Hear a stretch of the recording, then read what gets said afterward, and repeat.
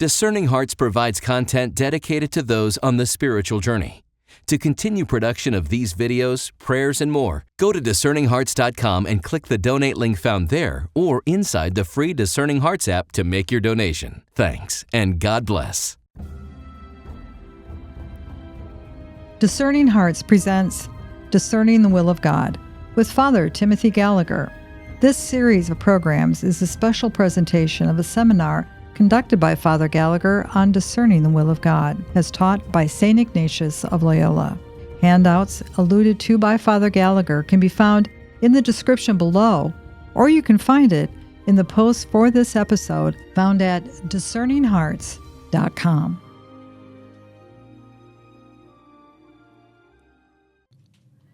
We now begin Conference 4 of Discerning the Will of God with Father Timothy Gallagher.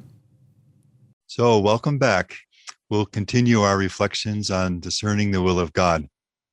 And as you can see, I've put up the outline that we're following on the slide here. And thus far, we have gone through how we discern in the different kinds of choices that we face. We've looked at the foundation of all discernment. We've looked at that disposition, which is really a prerequisite for good discernment, whatever you want, Lord. And then we concluded last time by going through the different spiritual means or tools that Ignatius provides for us to move toward that disposition, to build that foundation, to move toward that disposition, and to be prepared for discernment itself, which is what we reach now. And that's our next piece in our reflections here. And this is the actual discernment itself. And I've summarized this as the three modes that Ignatius teaches us. That is the three patterns or ways in which God will answer that question. So again, we are focusing on significant discernments in which these three categories are all present, that both options are good.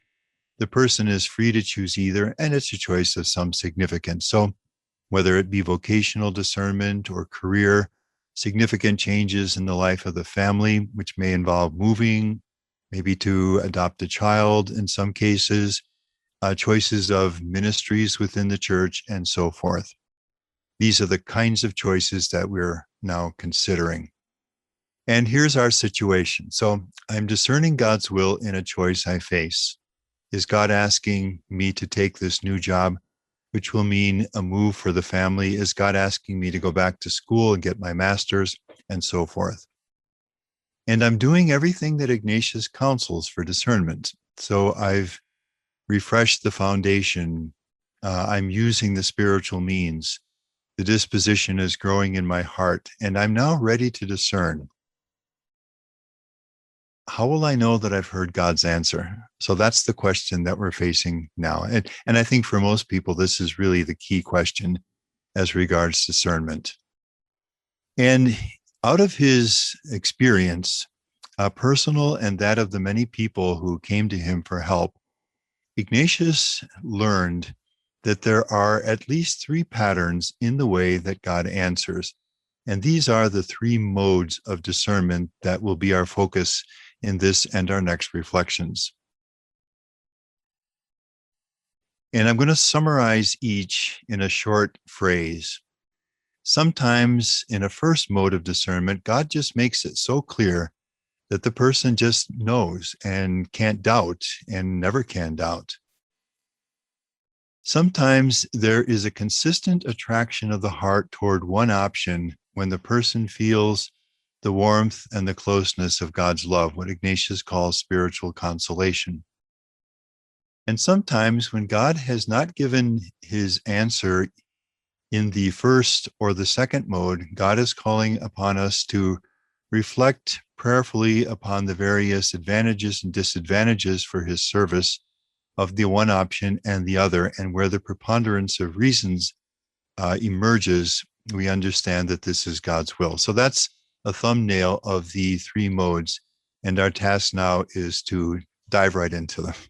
So let's begin with the first of these, and that is when God gives a clarity that is so certain and so sure for the person that the person just can't doubt that the person has found God's will. Obviously, this is a great grace when God gives it.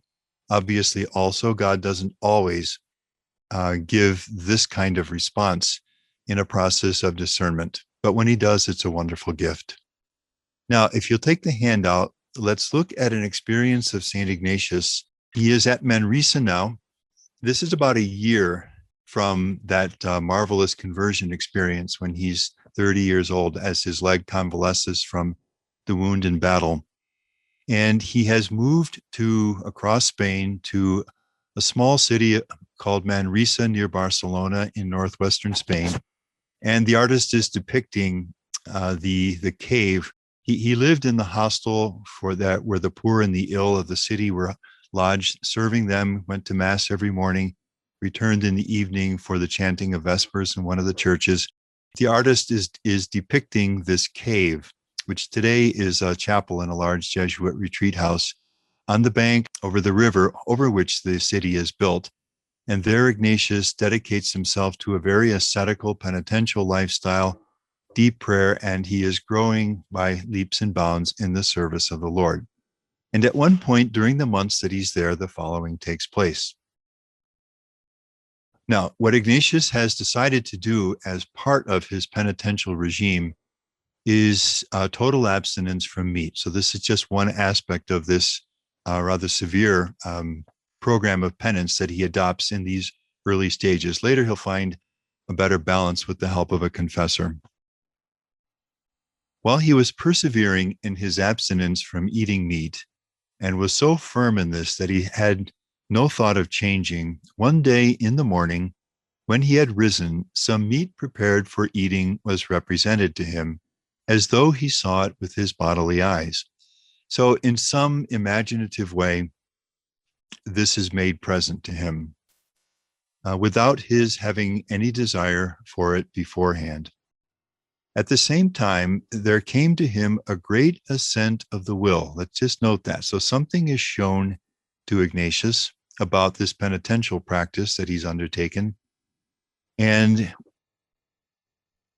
as a response in his heart, there is what he calls a great assent of the will that from then on he should eat it. That is, that God doesn't want me to be undertaking this particular penitential practice now. And although he remembered his former intention, he could not doubt about the matter. And let's now note this too. What's being shown to him that God doesn't want him to continue in this particular penitential practice any further is so clear to him that he just can't doubt that he's understood what the Lord wants. He could not doubt about the matter, but resolved that he ought to eat meat. Relating this afterward to his confessor, which was wise of him and is always wise for us to be accompanied in discernment, the confessor told him that he should consider whether this might not be a temptation. And he's obedient. He does what the confessor asks. But he, examining it well, could never doubt about this. So, in this experience, something is shown to Ignatius, and that is that God does not want him to pursue this particular penitential practice. There is, as Ignatius says, within his heart a great assent of his will that he should end this. There's a profound yes to what God is showing him in this experience. And it is to him so clear that God does not want this penitential practice that he cannot doubt about what God has shown him either then or ever. Okay, and we have there in this kind of experience the roots of Ignatius' understanding of a first mode through which God reveals his answer in a time of discernment. Now, if you'll take the other handout, which is the text of Ignatius from the spiritual exercises, I want to read just the first 3 lines of this. So you see the title of Ignatius' text. He calls this 3 times. Ignatius uses 2 words for what I'm calling these 3 patterns. Sometimes he'll speak of them as he does here as 3 times. And in another text, he speaks of them as 3 modes. So I'm going to use the word mode, which I think is just a little clearer for us. So Ignatius is speaking here of 3 times or 3 modes in which a sound and good choice or discernment may be made. So the first time or the first mode is when God our Lord so moves and attracts the will. Okay, that's that great assent of the will, that without doubting or being able to doubt. So God just makes it so clear that the person simply can't doubt then or ever. That without doubting or being able to doubt, the devout soul follows what is shown to it. So something is shown to the person in first mode discernment, as for Ignatius, that God does not want him to pursue that penitential practice. And then Ignatius gives two biblical examples of first mode discernment, as St. Paul and St. Matthew did in following our Lord. So this is obviously their key vocational mode or discernment, we would say, in our own language. So in first mode discernment, there are these factors: that something is shown to the person. All right, God wants this option in the discernment, for example. And the person's will, the person's heart is drawn to it in a deep yes, a deep assent of the will. And it is so clear to the person that God wants this option in the discernment that the person cannot doubt that he or she has received God's answer in the discernment. And the person cannot doubt then or ever about that discernment. Now, let's look at the two biblical examples that St. Ignatius gives. And let's just note that they are both vocational discernment. So firstly, Ignatius speaks of St. Paul's experience on the way to Damascus.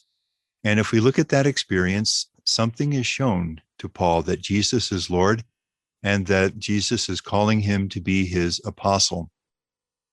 His whole being says a deep, deep yes, a deep assent of the will to what is shown to him.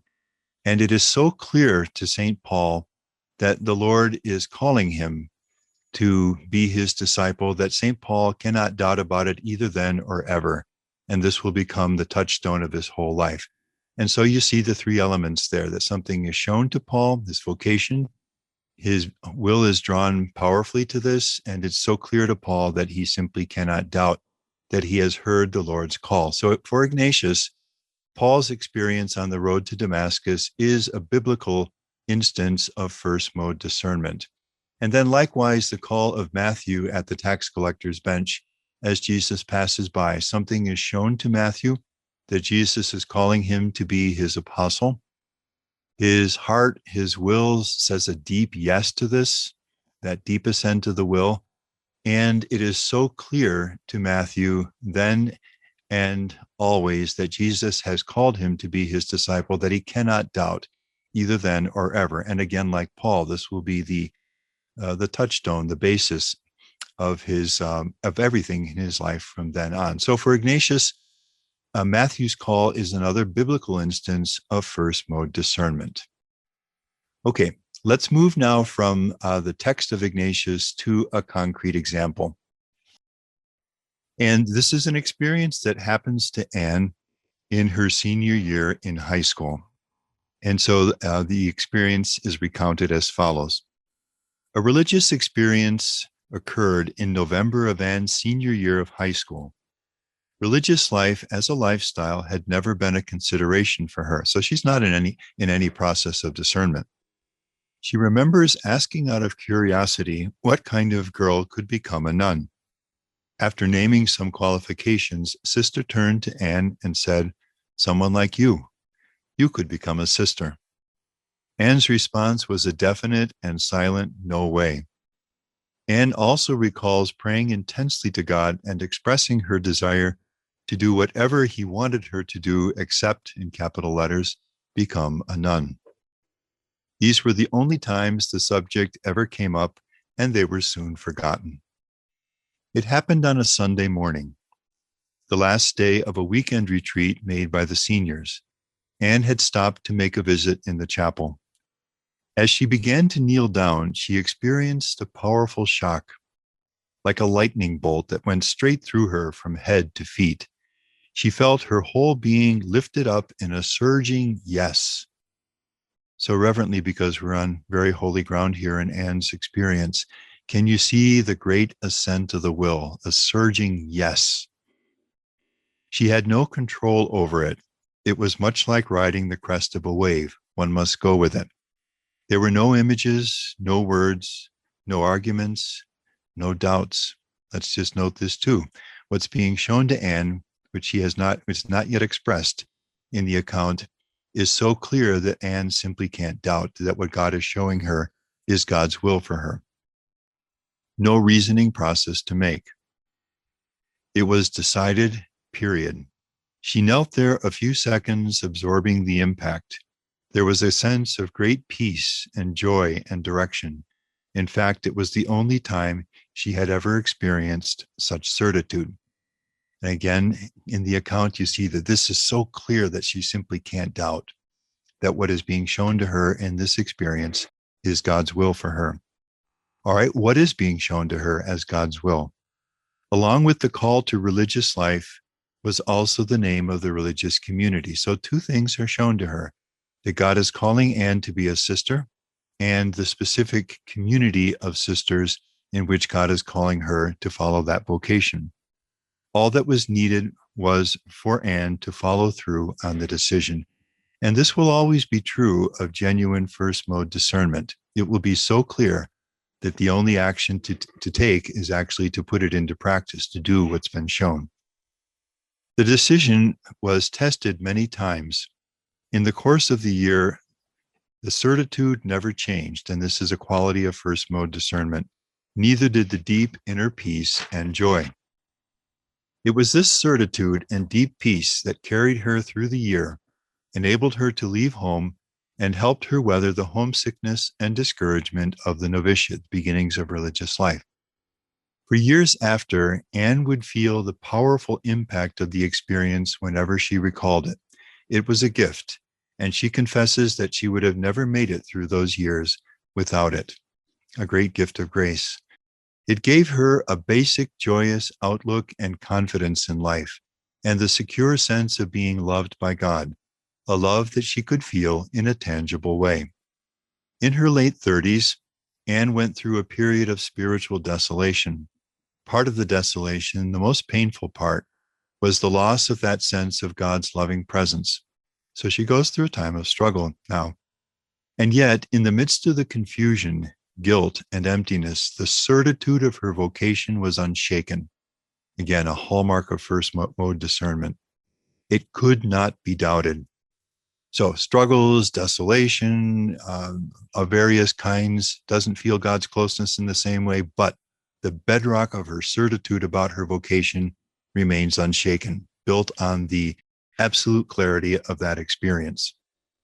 When she had to believe that God was there, she knew that he had chosen her to be his as a religious. As she reflects on this, she believes that certitude comes from the fact that essentially the decision was God's. She only freely consented to accept it, to ride along on the crest of it. So with reverence. In this experience, something is shown to Anne, and as we said, the call to religious life and the specific community. There is a great assent of her will, which he beautifully calls a surging yes. Yes, I accept this. I want this. I embrace this. I'll follow this. And God's call to be a religious in that community is so clear to Anne that she cannot doubt then or ever through the years of her life that she has truly received clarity about her vocation. Now, let's just note something here. Something is shown to Anne, and there are actually two things, as I said, that are shown to Anne in this first mode discernment, that she is called to religious life and the name also of the specific community. Let's just keep that in mind. We'll be coming back to this. This next experience in the handout, I called this person Joel, but I think now he is deceased and with the Lord now as of, about 5 years. So I think I can use his real name here. This was Father Joseph Plevnik, a Jesuit, whom I was blessed to know in the last years of his life. I spent, probably about 4 or 5 semesters living in a Jesuit community in Toronto and working at Regis University there, doing my writing. And in the community of Jesuits with whom I passed those months through those semesters over the years was Father Joseph Plevnik, and just a wonderful man. He was from Slovenia in Europe, an immigrant, professor, author. And after he died, I was there once more with the community, and they gave me his former office in the, Regis College is the proper title for it. They gave me his office to use as a place to write. And in his desk was a journal that he had kept. I showed it to the superior, and he gave me permission to quote this paragraph that follows. So this is student Joseph Plevnik, and a Jesuit priest has come to give a retreat, and now he recounts the following in his journal. I'm really, really happy to be able to bring his memory forward. He was a wonderful man. Today is the anniversary of my entering the Society of Jesus. It is 51 years. So he's writing 51 years after he enters the Jesuits. I remember the day I was called. Now you can already begin to hear a little something that may sound a little first modish here. I shall never forget it. And I remember how I was moved by Father Jim Harmon, the Jesuit who came to pray, offering myself to the Father through Mary and her Son. How I was moved. You get the movement of the will here. I cannot doubt about the effectiveness of that prayer. Again, you're getting first mode language here. This is clear. I can't doubt that I actually saw truly the fact that God was calling me to be a Jesuit. The memory of that call has kept me in this society until now. I cannot go back, and I do not want to go back. You're getting the assent of the will in this again. But the Lord took me such as I was and slowly molded me. So again, with reverence, if we may go back to this.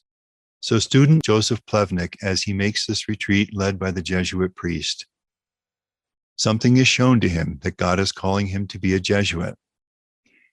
His being, his will, his heart says a deep yes. Again, I want this, I embrace this, I'll follow this.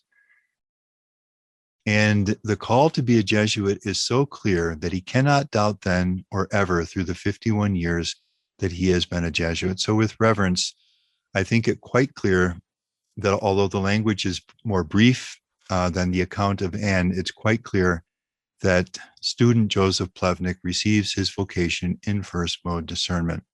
Now you'll notice, if I may add this parenthetically, that as we're going through these are all vocational discernments. And it's kind of nice for me to see that that's what Ignatius did too in the text that we just read. Obviously, first mode discernment could happen in any significant discernment, career changes in life and so forth. But in a setting like ours, my desire is to choose the clearest experiences that I can. And it so fell out when I interviewed, as I mentioned, a good number of people while writing the book, that the clearest instances of first mode discernment that were shared with me were vocational stories. And so that's why I'm going to use these. But it does not mean that first mode discernment could not be given and is given in other kinds of choices as well. Okay, Margaret. So Margaret is a college student, and she is in a process of discernment between marriage and religious life. And the following happens. Finally, at the close of the semester, the answer came suddenly and stopped all questioning. I think you can already begin to hear, we don't have many details yet, but you can begin to hear first mode kind of language here. Okay, the answer came suddenly and stopped all questioning. So she's in a process of discernment. She is questioning, is it this or is it that? And then a moment comes when clarity is given, all questioning is stopped. For you, the cloistered life is the way to give me everything. So something is shown to Margaret that God is calling her to the cloistered religious life. Others can do this, love me and serve me in other ways, but this is to be your way. These may not have been the exact words, but the message was unmistakable. There was never another question or doubt. Okay, this is classic first mode now. It's so clear that she never doubts then or later. There was never another question or doubt before or after the sisters accepted me into the community. So, as Margaret experiences on this particular day in her senior year as a student, the cloistered life is shown to her as her way. Something is shown to her. Her will says a yes to it, which is not explicit in the account. And now, if Margaret were to come to me, for example, in spiritual direction and describe this experience, I'd get her to talk a little bit more about this to see clearly about the assent of the will. But I think it's quite clearly, although implicitly present, that everything in her says a yes to this, is ready and joyful to embrace it. And her call to the cloistered contemplative life is so clear that she simply cannot doubt then or ever.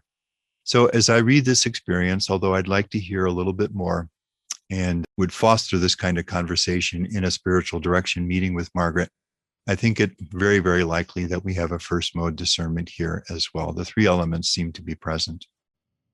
We won't go through this text, but I just want to cite something that Pope Francis has actually recounted several times during his years as Pope and earlier. This book that you see here was published in 2010. So this is before Pope Francis even became Pope. He was the Archbishop of Buenos Aires at the time. And in this book, he recounts an experience that took place when he was 17 years old, which was decisive for him. This takes place on September 21st of his 17th year. And this is what's called Students' Day. It's a holiday for students in Argentina. And the practice of the students is generally to get together in some kind of activity to live and celebrate the day. And young Jorge is on his way to the train station where he'll take the train to go and meet the rest of his friends and spend the day with them. Along the way, he passes by a church and is inspired to go into the church. In the church, he sees a priest whom he's never met before, but he's very struck by this priest, by his presence and his bearing.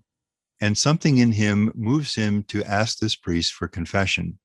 And so he goes to confession to this priest, and it's in the course of that confession that his vocation is revealed to him. This was a powerful moment. I think you can probably see here the roots of Pope Francis' love for the sacrament of confession.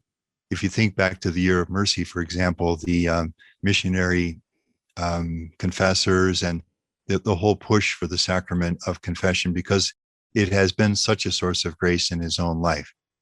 And from the account, as the author describes Francis' recollection of that confession that day, it was a confession that completely took him by surprise, because in it, he understood that God was calling him to be a religious priest, and found a desire surging in his heart. That's that great assent of the will, that yes, that's what I want. I embrace that. That's the way I'll move. And it was so clear to him in the grace of that confession that God was calling him to be a religious priest that he could not doubt then or ever throughout his life that in fact, God was calling him to religious priesthood.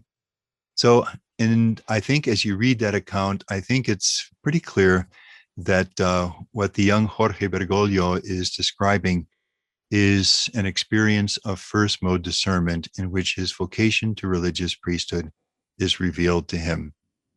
The three elements of a first mode discernment really seem to be present.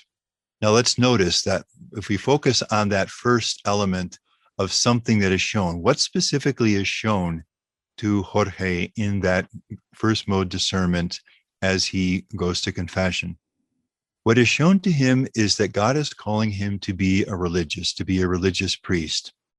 Specifically where, Franciscan, Dominican, Jesuit, Redemptorist, that is not shown to him in his first mode discernment. And in fact, his clarity about his call specifically to be a Jesuit priest only came a few years later. Okay, and I'm focusing on that because it's going to be important in understanding first mode discernment well to see clearly what is shown to the person in the first mode discernment. Now, let's take a look at a further experience, and this is Gary. We'll just take this last experience of first mode discernment. And I want to include this one because all of the experiences we have shared thus far all take place with a certain drama. There's a powerful moment of grace, of understanding, Suddenly, a moment came when suddenly the clarity came and it stopped all questions. Or Anne, like a powerful lightning bolt that passes through her whole being and clarity is given. In Gary, we have, I'd say, a less dramatic but equally powerful experience. So let's just look at this. I would find it hard to say exactly when my calling as a priest first became clear to me. So there's no one specific moment in this case. It was always there in a sense. It just wells up and is present to Gary. It was there as far back as I can remember thinking about my future, certainly already when I was in grade school, which is a wonderful grace when God gives it. Faith was an important part of our family life, and we were always active in the parish. Catholic school also helped. So the spiritual soil for a vocation was there. The ambiance, the devout family, the parish, the Catholic school, all of this supports the perception, even from elementary school years, that God is calling him to priesthood, a perception that emerges gradually until it becomes very clear. Though I was the only boy in the family that felt this call. There was never any struggle about my vocation, never any searching to see whether God wanted me to be a priest. So something is shown to Gary in this, I'd say, undramatic but powerful, ongoing way, that God is calling him to be a priest. It was just clear to me, and it has always been clear to me since. Again, another element of first mode discernment. It's so clear that Gary cannot doubt then or ever in his life that God is calling him to be a priest. I always had great esteem for marriage, and my parents were great examples, but I knew that it wasn't my call. I just longed to be a priest and to live that life. It was all I wanted. And there you see the great assent of the will. Yes, the embracing, the moving in that direction. In my last year in college, when I had to decide what I would do, there was, in a sense, no decision to make. I knew that God wanted me to be a priest, the clarity. I remember that in my last year in the seminary, before I became a deacon, a retreat director said that I needed to think well about this, since this was the definitive commitment. I was willing to reflect, but I knew in my heart that it was already clear. It had always been clear. It still is today after so many years of priesthood. I've never doubted that call, and I can't doubt it. That's pure first mode language. I've always been grateful to God for that. So with reverence, something is shown to Gary, his calling to be a priest. There's a great assent of his will, a great yes of his will to this. It was all I wanted. And it's so clear to him that he does not doubt then and can never doubt that he has truly received and understood God's call. So, with reverence, I think it's quite clear that Gary receives his vocational discernment through the first mode of discernment. And this reveals another way in which genuine first mode discernment can be given. It may be given dramatically in a given moment, but it may also be given in a kind of gradual, increasingly clear way until the point comes when the person sees it clearly, can't doubt, embraces it, and goes forward with certitude about God's choice, God's will in the discernment. And that's the undramatic and powerful way in which Gary receives his vocation.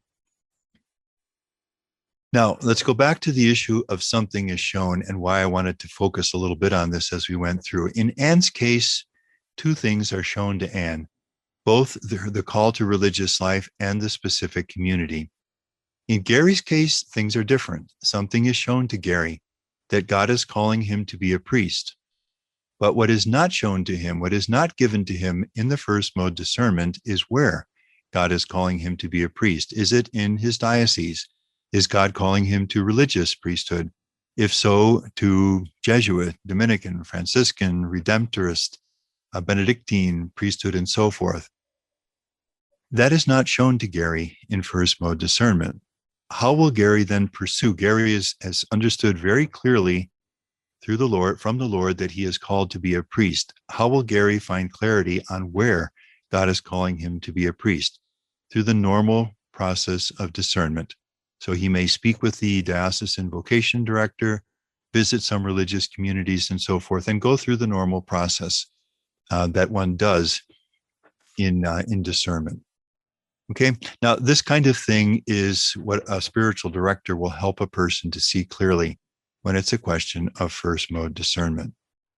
Okay, let's look at a series of questions now. You have these in the handout, which we can ask that will help us focus on first mode discernment and with some clarity.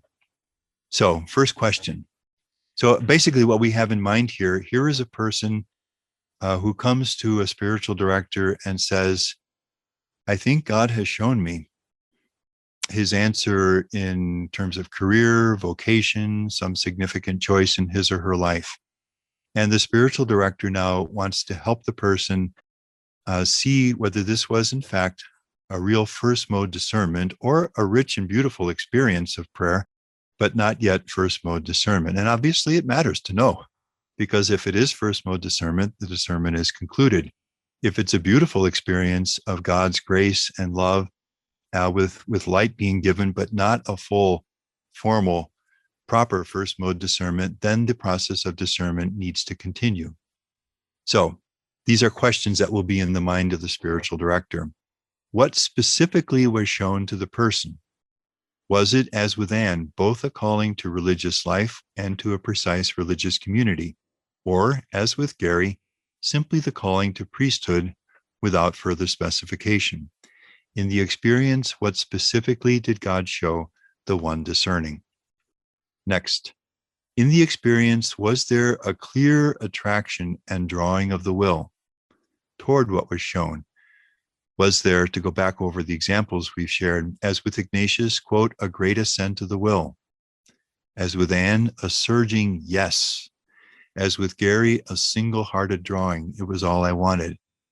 Does the director sense in the person, as the person shares the experience, that deep drawing of the will toward what God has shown? Again, was it truly impossible for the person to doubt that this discernment was of God? Like Ignatius, who, quote, could never doubt his discernment about the penitential practice. Like Anne, whose discernment, quote, could never be doubted through all the vicissitudes of life. So that if someone were to come to me in spiritual direction or any spiritual director, and were to say something like, maybe the person is in a process of discernment, let's say of her career, and we're to say, and this process has been going on for a few months, we'll say, and she's been meeting with the spiritual director. And this day she shares that I had a beautiful experience of grace yesterday. And in it, it just seems so clear to me that God is calling me to this career. Okay, the spiritual director or Ignatius, hearing that language, will be wondering, is this first mode discernment? Now, let's say she should go on to say, that was last week, and it seems so clear to me. And I have no question it was a beautiful experience of prayer, but I have been wondering since whether it is as clear as I thought it was. All right, at this point, it's clear that this woman has received a beautiful experience of grace, which is important and needs to be considered in the process of discernment, but she has not received first mode discernment. In true first mode discernment, like all the examples that we've shared, the person does not doubt and cannot doubt either then or later. Or if the person were to say, it seems so clear, but I'm wondering, and so forth, these would be signs that probably we don't have a first mode discernment here. A beautiful experience of grace, and we thank God for it, and we incorporate it in our understanding of the discernment and where God may be leading, but it would not be first mode discernment. Okay? So was it truly impossible for the person to doubt? I do want to say at this point that I don't think we should ever lightly presume first mode discernment. And like in the cases that we've discussed, wisdom always indicates that it is good to speak with a wise and competent spiritual director before concluding that we have received first mode discernment. For Ignatius, this is always understood in any process of discernment as he describes them in his spiritual exercises, and that is communication, contact with a competent spiritual director. So if anyone would wonder now or in the future, has God given me a first mode discernment?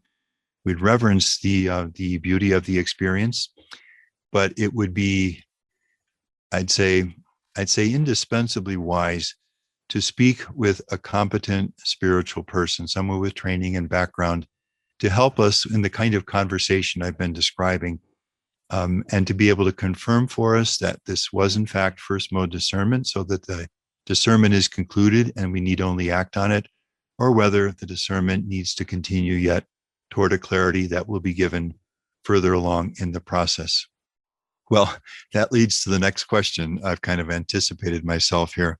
Has the one discerning spoken with a spiritual guide about the experience? And I just would never speak about first mode discernment without urging that kind of conversation before concluding that we've received real first mode discernment, because obviously a lot is at stake in that.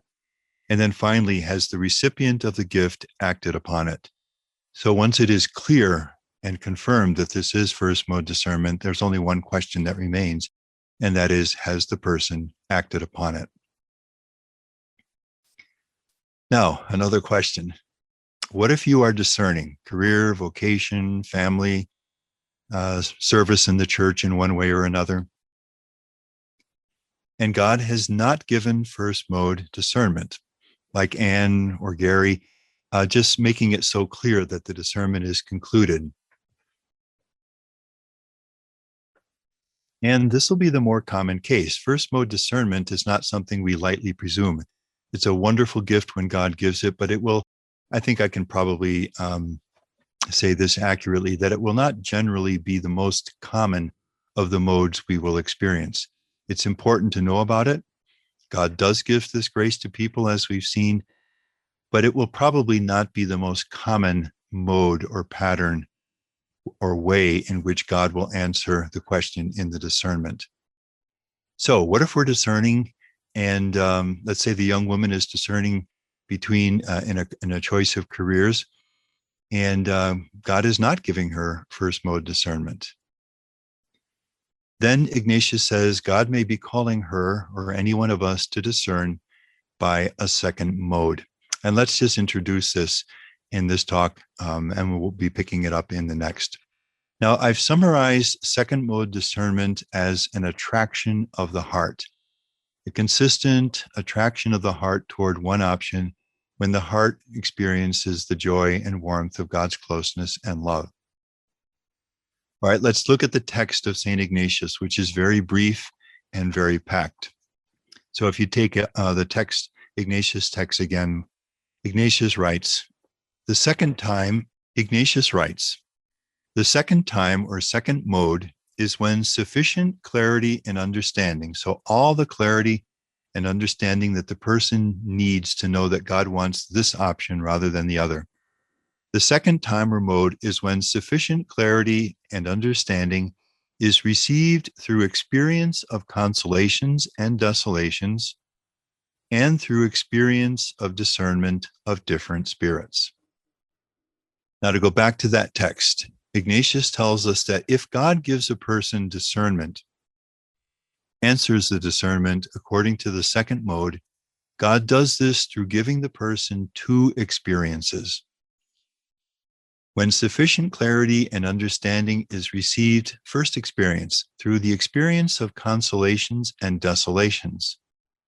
So the person is experiencing what Ignatius calls consolations and desolations. Let's say this young woman, as she goes through the months of her discernment about one career or another. And then secondly, through the experience of discernment of different spirits. So that if we are going to understand second mode discernment, we need to understand these two experiences. What Ignatius means by the experience of consolations and desolations, and then secondly, what he means by the experience of discernment of spirits, or as he says here, discernment of different spirits. So let's take a look at both of these. Firstly, the experience of consolations and desolations. Some of this, if we've been through the rules for discernment, will be familiar to us. So this will just be a very brief review, and for others, it may be a first introduction to what Ignatius means by spiritual consolation and spiritual desolation. So let's do this through an example. So let's do this. We'll just get started here through looking at some examples. And you have this on page 8 in the handout. And this first is just a paragraph from a book written by a man named William Kernan, written in 1953, entitled My Road to Certainty. And what William is describing here is the path that led him into the Catholic Church. And the particular moment that he's describing is when he is leaving his California home, and he is taking the train across the country to begin university studies in an Eastern university. And the particular moment he's describing here is as the train ride is just beginning. So he's just left everything. He's a young man. You can almost feel the uncertainties in his heart. What lies ahead? How will things work out for me? And as he's looking out the window, as the train is passing through the Californian countryside, the following takes place. I looked out of the train at the California countryside, which I was rapidly leaving behind me. The orange groves shimmering in the light of the late afternoon sun, the little bungalows which appeared here and there for a moment and then were gone as the train sped on, and the mountains far out on the horizon. And with reverence now, an upsurge of gratitude swept through me and warmed my heart. And I thank God for his providence and goodness, which had kept me safe all the days of my life, and which I was sure would keep me safe forever. I could go on thinking of tomorrow in terms of today. Something would always be the same in every tomorrow. Something would be certain, God. So with reverence, because again, it's holy ground, this is just a very beautiful touch of God's love to this young man facing the uncertainties of a major change in life. And he's simply gazing out the window of the train, looking at the beauty of the familiar California countryside, and it warms his heart to see it. And into that experience of just gazing out the window, God infuses a gift of grace, a warmth, a sense of being loved, a certainty that God would be with him, just as God had always been with him thus far in his life, and whatever lay ahead, God would be with him. And you can feel the strengthening and the encouragement and the renewed energy that comes into this young man. These are the kinds of experiences that Ignatius calls spiritual consolation. So both of those words matter. Consolation signifies an uplifting movement of the heart. So this is heart level language. So joy, confidence, love, gratitude, hope. Consolation is an uplifting movement of the heart and on the spiritual level, which you can see very clearly in this experience, that William receives a sense of God's presence and closeness and loving protection, so that the uplifting movement of the heart very clearly takes place on the spiritual level. William Kernan is experiencing what Ignatius calls spiritual consolation. All right, I think we'll stop there and we'll pick this up in our next reflection. You've been viewing Discerning the Will of God with Father Timothy Gallagher. To hear and or to download audio recordings from this seminar and so much more from Father Gallagher, visit discerninghearts.com, or you can find many of these programs within the free Discerning Hearts app. You can also view other teachings by Father Gallagher on YouTube by checking out the various playlists below. This has been a production of Discerning Hearts. We hope that if this has been helpful for you, that you will first pray for our mission, which is to offer authentic and rock-solid spiritual formation freely to souls around the world. And if you feel us worthy, consider a charitable donation, which is fully tax-deductible, to help support our efforts. But most of all, we hope that you will tell a friend about discerninghearts.com and join us next time for Discerning the Will of God with Father Timothy Gallagher.